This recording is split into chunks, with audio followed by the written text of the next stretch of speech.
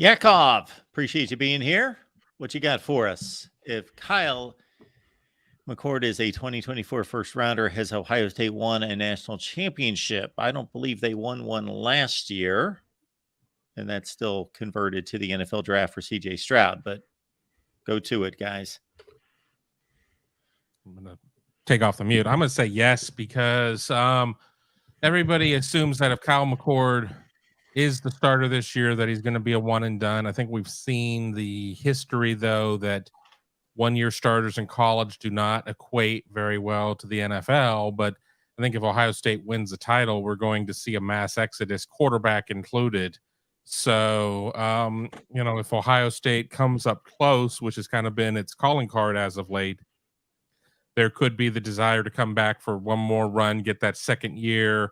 I mean, of course, what does that mean for Devin Brown, who would have to sit for a couple of years there? Does he go off to greener pastures? But if Kyle McCord is a first-round quarterback there, I think that is a heavy indication that Ohio State has won a title. I was with you, Mark.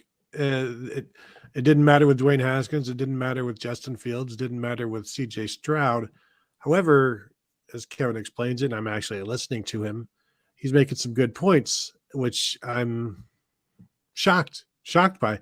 But I do think with the defense as it should be better, and if Kyle McCord plays well enough to be a first rounder, that tells me also the offensive line has stepped up and played well, and tells me that if he's a first rounder, the offense is clicking, the defense will be improved. So I'm not saying it's a guarantee, but I'd say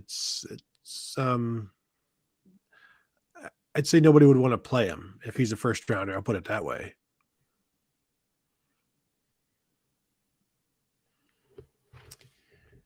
All right. Appreciate y'all being here. Buckeyes Live, typically on Wednesday, coming your way on a Friday this week.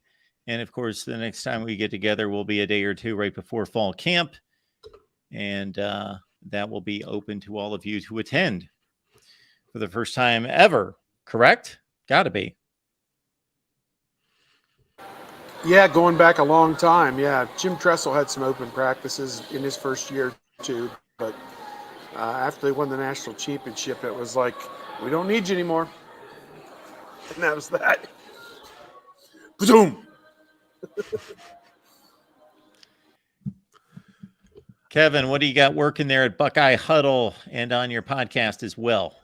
Well, at this point, I'm gearing up for the upcoming Summer Slam in the Shoe or whatever they're calling it, the big recruiting event tonight, just hopefully getting some updates from what's going to happen there. And then on Sunday, Aaron Scott makes his announcement, and that seems like it's going to be a dinner time announcement. And the plan is to head west to Springfield and work on that.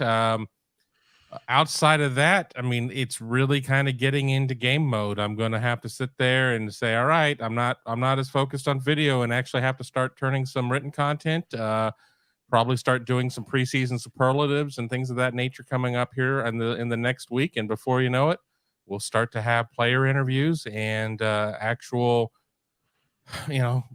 seasonal football content. Tony.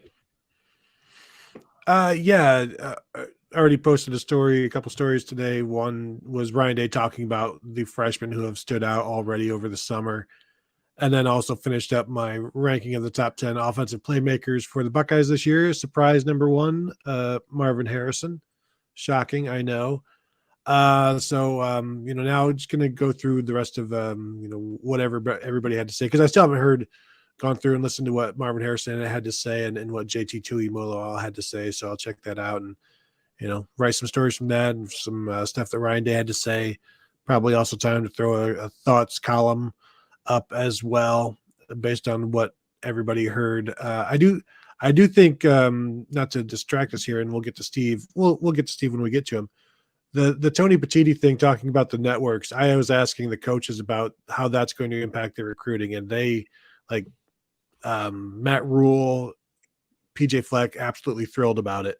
They're going to be everywhere, and that's going to be something that I think helps all of those formerly Big Ten West schools. All you have to do is listen to Gary Danielson at the start of the whole deal, spit out some of those matchups that we're going to see on CBS, and you got to think those games would have never been anywhere other than the Big Ten Network before this deal. Northwestern and Rutgers on CBS. So Minnesota, PJ Fleck, this is a gold mine for you. Yes. Rutgers and Northwestern. Do I have to remind you that's market 1 and market 3? And I mean, we all know our market ratings. I mean, that's big time.